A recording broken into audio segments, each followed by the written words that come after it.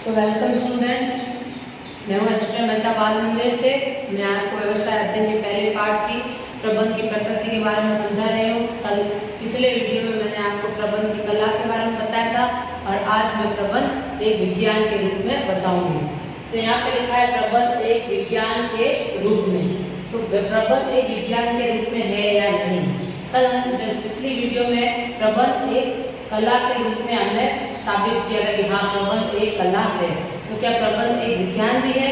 चलो हम इस पढ़ते हैं। विज्ञान किसी ज्ञान का एक क्रमबद्ध अध्ययन है जो कि कारण व परिणाम में संबंध स्थापित करता है।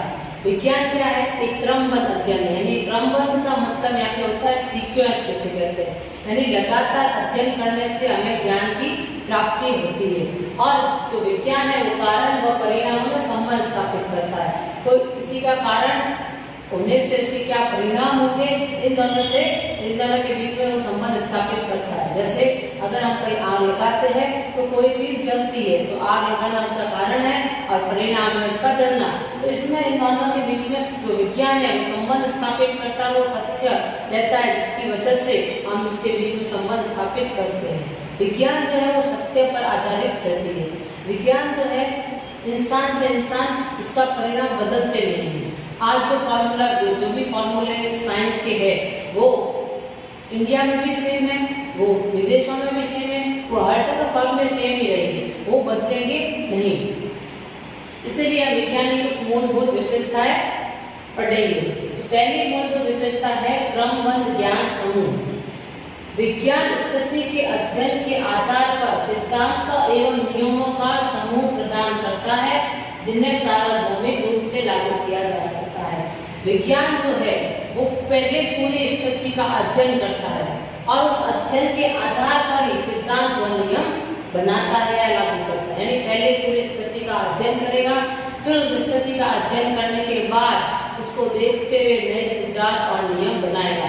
और जो सिद्धांत और नियम होंगे वो पूरी दुनिया में हर जगह लागू होंगे। आपने भी सुना होगा, जैसे ग्रेविटेशनल फोर्स के बारे में सुना है। एक एप्पल ऊपर से गिरा नीचे, और क्यों गिरा इसकी खोज की गई न्यूटन के द्वारा। तो पता चला कि एक ग्रेविटेशनल फोर्स जो गुरुत्वाकर्षण फोर्स होता है, गुरुत्वाकर्षण जिसे कहते हैं, इसकी वजह से गिरा।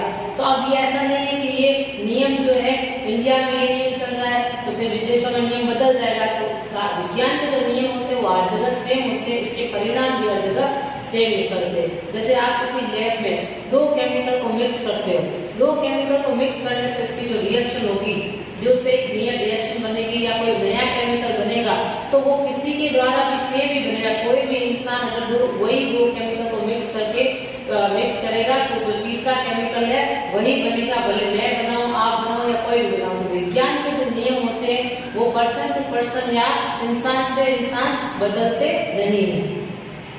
तो यहाँ पे क्रमबद्ध ज्ञान समूह से कहने का मतलब है यानी लगातार सीक्वेंस से हम ज्ञान अर्जित करते हैं, यानी ज्ञान इकट्ठा करते हैं। और विज्ञान स्थिति के अध्ययन के आधार पर सिद्धांत और नियम का समूह प्रदान करता है जिन्हें सार्वभौमिक रूप से लागू किया जाता है।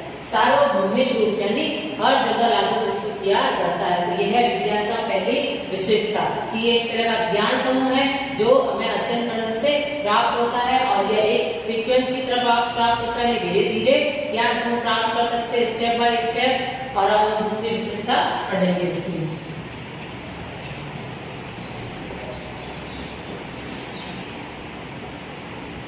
तो दूसरा पॉइंट इसका है परीक्षण पर आधारित सिद्धांत। यानी विज्ञान जो है वो परीक्षण पर आधारित होता है। परीक्षण मतलब एक्सपेरिमेंट पर ज्यादा से ज्यादा एक्सपेरिमेंट किए जाते हैं और उसके बाद कुछ सिद्धांत और नियम या कुछ नए फॉर्मूले विज्ञान में बनाए जाते हैं। तो इसमें लिखा है वैज्ञानिक सिद्धांतों को पहले अवलोकन के माध्यम से विकसित किया जाता है और नियंत्रित परिस्थितियों में बार बार परीक्षण कर उसकी जांच की जाती है।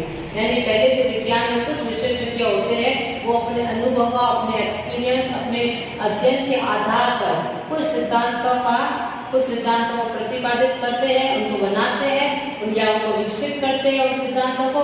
फिर उन सिद्धांतों को जो उनके द्वारा नियम या सिद्धांत बनाए गए हैं तो उनको कुछ परिस्थितियों में बार बार उनका परीक्षण किया जाता है, बार बार उसका एक्सपेरिमेंट किया जाता है कि ये सिद्धांत कितने सही है अगर जो परिस्थितियों में सिद्धांतों को लागू किया जा रहा है उससे परिस्थितियों का समाधान कितना सही से निकल रहा है इसकी पूरी जांच की जाती है। यानी जो सिद्धांत और जो नियम विशेषज्ञों के द्वारा उनके अनुभव उनके अवलोकन के द्वारा बनाए गए या विकसित किए गए सिद्धांत कितने सही है और नियम कितने सही है इसका आधार होता है उन परिस्थितियों में डालना और उससे परिस्थितियों का समाधान ढूंढना। यानी कुछ परिस्थितियों में बार बार उसका परीक्षण करना, उसका बार बार एक्सपेरिमेंट करना और उससे देखना कि ये नियम और सिद्धांत कितने सफल हो पाते हैं।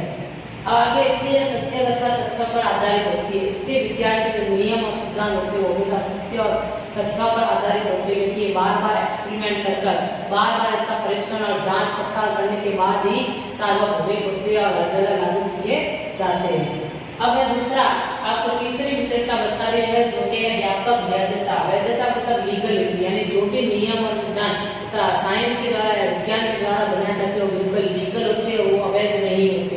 तो इसका उपयोग वैज्ञानिक सिद्धांत वैधता या उपयोग के लिए सार्वभौमिक होते हैं। यानी वैज्ञानिक सिद्धांत जो बनाए जाते हैं, वैज्ञानिक नियम जो वैज्ञानिक नियम बनाए जाते हैं वो हर जगह उपयोग के लिए सार्वभौमिक होते हैं। यानी इसका उपयोग आप कहीं पे भी कर सकते हो, वो बिल्कुल वैध होते हैं, यानी बिल्कुल लीगल होते हैं। आप किसी भी दुनिया के किसी भी कोने में आप उन नियमों को लागू करो वो इलीगल नहीं होंगे या उसको अवैध नहीं घोषित किया जाएगा, वो हमेशा वैध रहेंगे और उनका उपयोग सार्वभौमिक होता है, हर जगह उसका उपयोग भी किया जा सकता है। तो ये साइंस की विशेषताएं थी जो मैंने आपको अभी बताई। एक थी व्यापक वैधता जो लास्ट में समझाई, दूसरी है परीक्षण पर आधारित सिद्धांत जो एक्सपेरिमेंट और अनुभवों पर आधारित होती है, और पहली थी क्रमबद्ध सिद्धांत, क्रमबद्ध ज्ञान समूह जो हमें ऐसा ज्ञान इकट्ठा करना, ऐसा ज्ञान इकट्ठा होता है जो लगातार सीक्वेंस से होता है। जैसे आप फर्स्ट क्लास से 12th तक पहुँचते हो तो स्टेप बाय स्टेप पढ़ते हो, वैसे ही विज्ञान में कोई भी चीज, कोई भी ज्ञान का जो अध्ययन होता है, ज्ञान को अर्जित किया जाता है, वो सीक्वेंस से क्रमबद्ध से किया जाता है, धीरे धीरे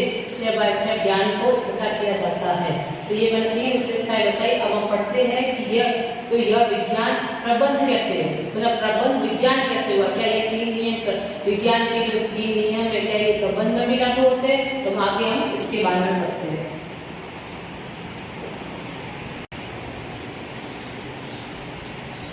तो पहला प्रबंध विज्ञान के रूप में कुछ विशेषताएं, प्रबंध के विज्ञान के रूप में क्या विशेषता है। पहली है प्रबंध भी क्रमबद्ध ज्ञान समूह है। जो विज्ञान जैसे क्रमबद्ध ज्ञान समूह था वैसे प्रबंध भी एक क्रमबद्ध ज्ञान समूह है, लगातार स्टेप बाय स्टेप प्राप्त किया हुआ ज्ञान है। इसके अपने सिद्धांत एवं नियम है, यानी जो प्रबंध के खुद के सिद्धांत और नियम है जो आप आगे के चैप्टर में पढ़ोगे कि कौन सा सिद्धांत है, तो प्रबंध के भी खुद के कुछ सिद्धांत और कुछ नियम होते हैं जो लागू किए गए हैं, जो समय समय पर विकसित हुए। यानी वो सिद्धांत और नियम समय समय पर विशेषज्ञों द्वारा विकसित किए गए हैं, उनके अनुभवों के आधार पर, उनके एक्सपीरियंस के आधार पर जो समय समय पर उन्होंने विकसित किए हैं। लेकिन इसमें अन्य विषय भी जुड़े हुए होते हैं जैसे अर्थशास्त्र, मनोविज्ञान शास्त्र आदि।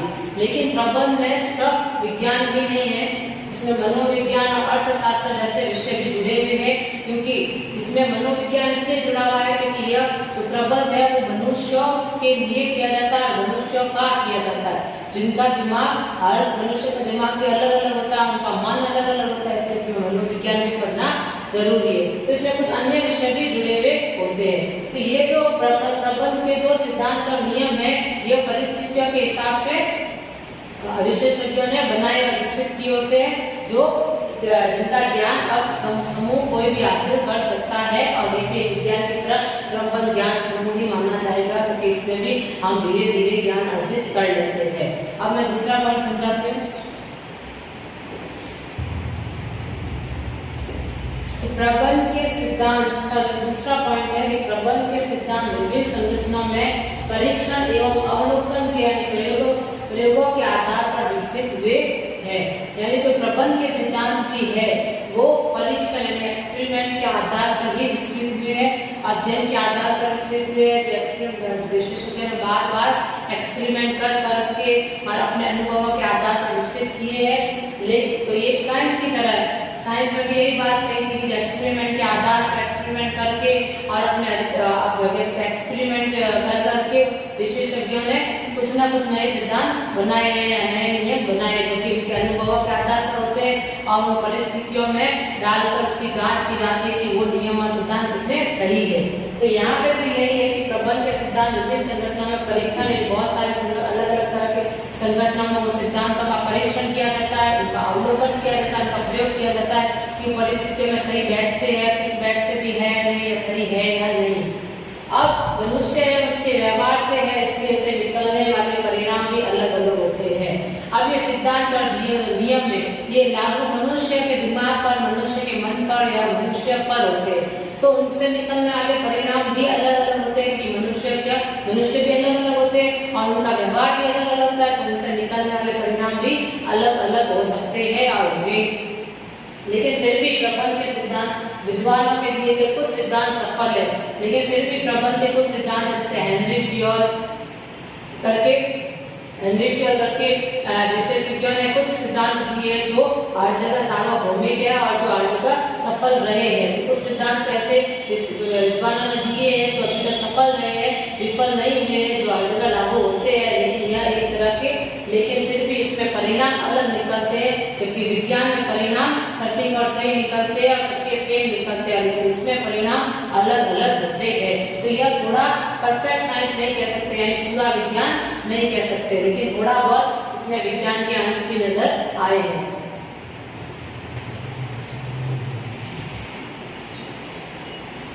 तीसरा पॉइंट, प्रबंध के विज्ञान के दूसरी विशेषता में तीसरा पॉइंट है कि प्रबंध के सिद्धांत परिवर्तनीय एवं परिस्थिति जन्य होते हैं। यानी प्रबंध के जो सिद्धांत होते हैं वो एक तो बदलते परिस्थितियों में उसको भी थोड़ा बदलना पड़ता है। प्रबंध के सिद्धांत परिवर्तनीय होते हैं, तो बदलते रहते हैं और परिस्थिति जन्य होते हैं, यानी परिस्थिति जैसी होती है वैसे इसको लागू करना पड़ता है। यानी परिस्थिति के आधार पर हम देखेंगे कि कौन से सिद्धांत लागू करने हैं और किस तरह से लागू करने हैं। तो परिस्थिति के आधार पर ही यह सिद्धांत लागू किए जाते हैं। अतः प्रबंध को शुद्ध विज्ञान नहीं कह सकते। तो अगर ये परिस्थिति के हिसाब से इनको थोड़ा बहुत बदलना पड़ता है और यह परिस्थिति को देखते हमें इनको लागू करना पड़ता है, तो यह पूरी विज्ञान या शुद्ध विज्ञान इनको नहीं कहा जाएगा। तो प्रबंध को क्या नहीं कहा सकता, इनको शुद्ध विज्ञान नहीं कह सकते। तो इसे अयथार्थ या इनएग्जैक्ट साइंस, पूरी तरह से साइंस नहीं कह सकते, अयथार्थ साइंस कह सकते हैं, इनएग्जैक्ट साइंस कह सकते हैं। इसको उसी श्रेणी में रखा गया है। यानी प्रबंध को पूरा विज्ञान या शुद्ध विज्ञान नहीं माना है, इसको इनएग्जैक्ट साइंस या अयथार्थ विज्ञान माना है, क्योंकि इसमें कुछ तो विज्ञान के रूप है लेकिन कुछ विज्ञान के रूप नहीं भी है, इसलिए इसको शुद्ध विज्ञान नहीं कहा गया है, इनएग्जैक्ट साइंस या अयथार्थ विज्ञान माना है। तो विज्ञान को हमने देखा कि प्रबंध विज्ञान के रूप में जो तीन विशेषताएं देखी, उसमें से पहले तो क्रमबद्ध ज्ञान समूह, जो तो प्रबंध में था कि इसमें भी एक क्रमबद्ध ज्ञान समूह होता है, इसके भी कुछ सिद्धांत, इसके भी नियम होते हैं जो हमें पढ़ने पड़ते हैं, उसका अध्ययन करना पड़ता है। दूसरे में हमने देखा कि इसके इन सिद्धांतों का भी परीक्षण किया जाता है, इनका भी अवलोकन किया जाता है, फिर उसके बाद ये विकसित होते हैं, फिर इनको किसी परिस्थितियों में इसकी भी जांच की जाती है और फिर हर जगह लागू किए जाते हैं। तो इसलिए यह भी साइंस की तरह है, लेकिन इसमें एक था कि यह हर जगह सेम रिजल्ट या सेम परिणाम नहीं देते, या मनुष्य से मनुष्य अलग अलग परिणाम देते हैं, संगठन से संगठन इनका जो परिणाम होता है वो अलग होता है, क्योंकि ऐसा विज्ञान में नहीं होता। विज्ञान में तो हर जगह परिणाम, चाहे कोई भी संगठन हो, कोई भी संस्था हो, वहाँ पे परिणाम सेम ही निकल कर आते हैं। अगर विज्ञान का फॉर्मूला वहाँ पर लगाएंगे तो परिणाम सेम, या विज्ञान के नियम लगाएंगे तो परिणाम सेम आएंगे। प्रबंध में परिणाम हर जगह अलग अलग आते हैं, क्योंकि प्रबंध मनुष्य पर किया जाता है, मनुष्य अलग अलग होते हैं। तीसरा हम पढ़ रहे हैं इसमें प्रबंध के सिद्धांत परिवर्तन और परिस्थिति जन्य होते हैं। प्रबंध के जो सिद्धांत तो परिस्थिति के ऊपर निर्भर करते हैं, परिस्थिति कैसी है और बदलते वातावरण में उनमें भी बदलाव करना पड़ता है, इसलिए इसको शुद्ध विज्ञान न कहकर अयथार्थ विज्ञान या इनएग्जैक्ट साइंस कहा गया है। अब ये है कि इस प्रकार यदि देखा जाए तो प्रबंध विज्ञान यानी शुद्ध विज्ञान नहीं है, लेकिन विज्ञान तो है, एक कला दोनों है। प्रबंध देखा जाए तो थोड़ी विज्ञान भी है और कला, यानी दोनों के गुण इसमें थोड़े थोड़े है। कला के तो पूरे ही गुण है और विज्ञान के थोड़े बहुत गुण है। प्रबंध के सिद्धांतों का ज्ञान जितना आवश्यक है, उन सिद्धांतों का प्रयोग में लाने की कला भी उतनी ही आवश्यक है। यानी प्रबंध में जो ज्ञान, प्रबंध के सिद्धांत और उसके नियमों और ज्ञान तो आवश्यक है ही, लेकिन उन सिद्धांतों को लागू करने का तरीका, प्रबंध के सिद्धांतों को परिस्थितियों के हिसाब से लागू करना, यह सब एक कला होती है और इस कला का होना भी बहुत जरूरी है। यहाँ पर क्या प्रबंध के सिद्धांतों का ज्ञान जितना आवश्यक है, उन सिद्धांतों को प्रयोग में लाने की कला है, इन सिद्धांतों का उपयोग कैसे करना है, यह एक कला होती है और इसका हमें आना भी बहुत जरूरी है। अगर हमने सिर्फ सिद्धांत याद कर लिए, जो कि आपके आगे के चैप्टर में आएंगे, वो सिद्धांत आपने याद कर लिए लेकिन आपको पता नहीं कि इसको लागू कैसे करना है, किस तरह से इसका उपयोग करना है, तो आप में वो कला नहीं है, तो फिर आप अच्छा प्रबंध नहीं कर पाओगे। तो दोनों ही एक दूसरे के पूरक है और किसी एक के अभाव में दूसरा महत्वहीन हो जाता है। यानी अगर एक अच्छे प्रबंधक में ज्ञान तो पूरा है, एक प्रबंधक में उनको सारे सिद्धांत का ज्ञान है, प्रबंधक के सारे नियमों का ज्ञान है, पर उनका उपयोग कहाँ करना है, कैसे करना है, ऐसी कोई कला उनमें नहीं है, तब भी वो एक सफल प्रबंधक नहीं बन सकता। और एक प्रबंधक में कला तो है, कला तो बहुत अच्छे से वो निपुण है कला में, उसको कोई भी चीज करना बहुत अच्छे ढंग से आता है, मानव व्यवहार करना, कैसे लोगों से बातचीत करनी है, कैसे लोगों से अपनी बात मनवानी है, वो तो आती है, लेकिन उसको जो प्रबंध के नियम और सिद्धांतों का ही ज्ञान नहीं है, तब भी वो एक सफल प्रबंधक नहीं कहलाएगा। इसलिए ये दोनों ही गुण उसमें आवश्यक होने चाहिए, तभी वो एक सफल प्रबंधक बन सकता है। तो प्रबंध के ये दोनों गुण है, इसलिए इस दोनों का होना जरूरी है। अगर एक की भी कमी होगी तो वह महत्वहीन हो जाएगा या वो एक सफल प्रबंधक नहीं बन पाएगा। तो इस तरह से यह प्रबंध एक विज्ञान भी है और एक तरह से यह एक कला भी है। तो इस अब हम आगे, अब तीसरा हमारा था प्रबंध पेशा कैसे है, तो अब हम तीसरा पढ़ेंगे।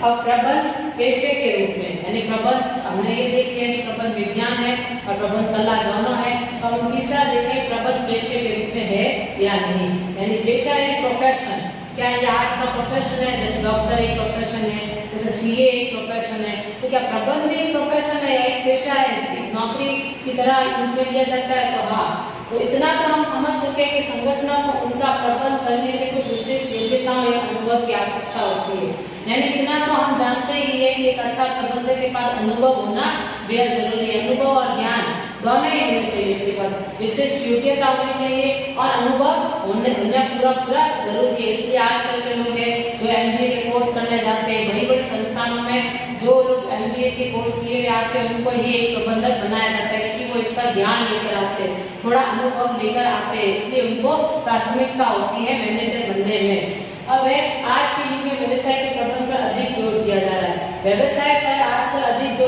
व्यवसाय का प्रबंध किया जाता है उस पर आजकल अधिक जोर दिया जाता है। यानी आजकल जो बड़े बड़े संगठन है उनमें प्रबंधक की आवश्यकता ज्यादा है, वहाँ पे प्रबंधकों का होना आवश्यक है, क्योंकि सारी चीजें एक मालिक या एक स्वामी हैंडल नहीं कर पाता, तो उन्हें जरूरत पड़ती है कि प्रबंधक भी हो जो सारी चीजों को देखे, कंट्रोल करे, प्लानिंग करे, नियंत्रित करे। तो इसके लिए आजकल प्रबंध पर ज्यादा जोर दिया जा रहा है, जिसकी वजह से आज ये पेशा बन गया है। लोग आज इसको भी कमाई का जरिया मानते हैं, जो लोग है पढ़ाई करना चाहते हैं। इसके जैसे हमारे देश में कुछ संस्थान है, IIM करके एक संस्थान है जो मैनेजमेंट के बारे में आपको पढ़ाती है, सिखाती है और डिग्री देती है, जिससे आप किसी भी एक अच्छे बड़े संगठन में नौकरी हासिल कर सकते हो और अच्छी सैलरी कमा सकते हो। तो यह एक पेशा बन चुका ही है, क्योंकि इसकी वजह से धन कमाने का धन कमाने का मौका मिल रहा है, तो ये पेशा ही हुआ। और यह इसके लिए हमें डिग्री की आवश्यकता होती है, लेकिन जरूरी नहीं है कि एक व्यवसाय में एक डिग्री युक्त आदमी ही प्रबंधक बन सकता है। मतलब MBA की डिग्री होना ही जरूरी नहीं है एक प्रबंधक बनने के लिए, लेकिन आजकल इसकी आवश्यकता होती है, लेकिन जरूरी नहीं है कि डिग्री हो ही हो। बिना डिग्री के भी कोई प्रबंधक बन सकता है, लेकिन आजकल प्राथमिकता अनुभवी और इसका योग्यता रखने वालों को ही प्राथमिकता दी जाती है। अब इसकी हम विशेषता प्रबंध की जो पेशे के रूप में जो विशेषता है हम उसको पढ़ लेंगे।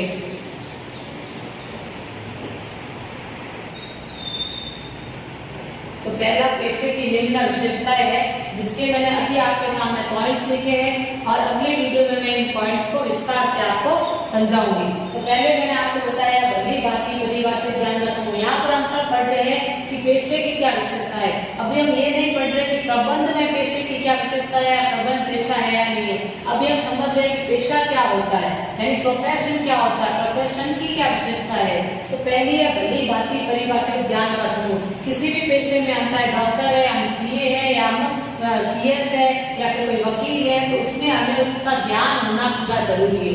इस ज्ञान को अर्जित करने के लिए, शिक्षा को अर्जित करने के लिए बहुत सारी संस्थाएं हैं। जैसे डॉक्टर को पास करने के लिए डॉक्टर बनने के लिए डॉक्टरी कॉलेज होते हैं, मेडिकल कॉलेज होते हैं, वहाँ पे जाके हम MBBS की डिग्री लेते हैं और एक अच्छे डॉक्टर बन सकते हैं। अगर हमें CA बनना है तो CA के लिए ICAI जैसी संस्था है और इसकी पढ़ाई कर इसका भी ज्ञान अर्जित कर सकते हैं। और वकील है तो वकील के LLB वगैरह जैसी परीक्षाएं पास करके हम लॉयर बन सकते हैं। तो इस तरह से यह पेशा एक भली भांति परिभाषित ज्ञान का समूह है, यानी पेशा एक ज्ञान का समूह है। हमें कोई भी पेशा करने से पहले, कोई भी प्रोफेशन अपनाने से पहले हमें उसके प्रति ज्ञान होना चाहिए। जैसे डॉक्टर बनने से पहले हमें पूरा मेडिकल का ज्ञान होना चाहिए, लॉयर बनने से पहले हमें सारे नियम और कानूनों का ज्ञान होना चाहिए और एक परीक्षा पास करके हम डिग्री ले सकते हैं, जिससे हमारे पास ज्ञान होना अति आवश्यक है। दूसरा है अवरोधित प्रवेश, यानी कोई भी पेशे में प्रवेश नहीं कर सकता है। अवरोधित यानी रोकथाम होती है प्रवेश में। प्रवेश करने से पहले हमारे पास एक डिग्री होनी चाहिए। कोई भी इंसान CA का काम नहीं कर सकता है। CA का काम करने के लिए पहले उसको CA की परीक्षाएं पास करनी पड़ती है, उसको सारा उसका नॉलेज होना चाहिए, तब जाकर वो CA बन सकता है। कोई डॉक्टर है तो वो सीधा डॉक्टर की प्रैक्टिस नहीं कर सकता है, पहले से किसी मेडिकल कॉलेज से डिग्री हासिल करनी पड़ती है, वहाँ पे पढ़ाई करनी पड़ती है, वरना वो उस पेशे में प्रवेश नहीं कर पाएगा। बिना डिग्री के उस पेशे में प्रवेश नहीं कर सकते। बिना मेडिकल कॉलेज में डिग्री प्राप्त किए हम डॉक्टर नहीं बन सकते। बिना CA का सर्टिफिकेट लिए, CA की परीक्षा दी हम CA नहीं बन सकते। तो यहाँ पे अवरोधित प्रवेश होता है, यानी बिना डिग्री के हम आगे नहीं बढ़ सकते। प्रवेश पर रोकथाम होती है, वो भी पेशे या प्रोफेशन में। पेशागत परिषद यानी सभाएं। अब हमें अगर कोई प्रोफेशन में जाना है तो इसके लिए बहुत सारी सभाएं होती है। अगर कोई पेशा प्रोफेशन करना है, कोई नौकरी करनी है या कुछ बनना है तो इसके लिए बहुत सारी सभाएं होती है।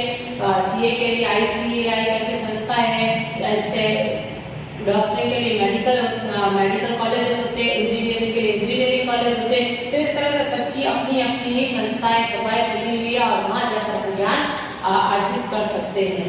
अब अगला है नैतिक आचार संहिता, यानी हर पेशे के कुछ ना कुछ कोड ऑफ कंडक्ट होते हैं, कुछ नियम होते हैं, कुछ सिद्धांत होते हैं जो उनके सदस्यों पर लागू होते हैं। जो भी जैसे कोई डॉक्टर है तो उनके डॉक्टरी को लेकर भी कुछ नियम और सिद्धांत होते हैं जो सारे डॉक्टर पर लागू होते हैं। उनके नियम और सिद्धांत क्या होते हैं? उनके नियम और सिद्धांत ये होते हैं कि वो ईमानदारी से लोगों का इलाज करेंगे, धोखाधड़ी नहीं करेंगे या उनसे गलत व्यवहार नहीं करेंगे, ईमानदारी और निष्ठा से कार्य करेंगे। इस तरह लॉयर के भी कुछ ना कुछ कोड ऑफ कंडक्ट होते हैं कि वो अपने मुवक्किल के साथ, यानी जो उसका क्लाइंट है उसके साथ धोखा नहीं करेगा, जिसका केस वो लेगा उसको जिताने की पूरी कोशिश करेगा, उससे धोखा नहीं करेगा और दूसरी पार्टी को या दूसरी पार्टी के साथ हाथ मिलाकर अपने ही क्लाइंट के साथ चीटिंग नहीं करेगा। तो इस तरह से जो कोड ऑफ कंडक्ट होते हैं जो सबके ऊपर लागू होते हैं। जिस भी प्रोफेशन में हम जाए उस प्रोफेशन की संस्थाओं या उस प्रोफेशन के लोगों की कुछ आचार संहिता होती है। आचार संहिता का मतलब होता है नियम, कानून या कोड ऑफ कंडक्ट जो उनके सदस्यों पर लागू होते हैं और यह जो आचार संहिता होती है वो उनको दिशा दिखाते हैं कि आपको किस तरह से कार्य करना है, कैसे आगे बढ़ना है। पांचवा है सेवा का उद्देश्य। सबसे पेशा का सबसे महत्वपूर्ण है कि इनका उद्देश्य होता है सेवा देना, यानी लोगों की मदद करना, उनको सेवा प्रदान करना। जैसे एक डॉक्टर का फर्ज है कि वो लोगों की सेवा करे। सबसे पहले तो पैसा तो बाद में कमाए, सबसे पहले इसका फर्ज है कि कोई भी बीमार आदमी आए तो उसको सेवा करे, उसको सेवा प्रदान करे ताकि वो स्वस्थ होकर लौटे। तो सबसे पहले पेशे का ये धर्म है कि वो सबको सेवा के उद्देश्य से पेशा करते हैं। जैसे दूसरा है लॉयर, तो लॉयर अपने क्लाइंट को सेवा प्रदान करे, उनको संतुष्टि का काम करे, उनको कोर्ट केस जितवाने में मदद करे, ये उनकी सेवा है। और उस सेवा के बदले तो वो थोड़ा बहुत धन प्राप्त करते हैं, लेकिन उनका उद्देश्य है सेवा का उद्देश्य है। तो ये पेशे की कुछ विशेषताएं हैं जो हर पेशे में होती है। अब इनको मैं अगले वीडियो में मैं इनको डिस्क्रिप्शन के साथ आपको समझाऊंगी।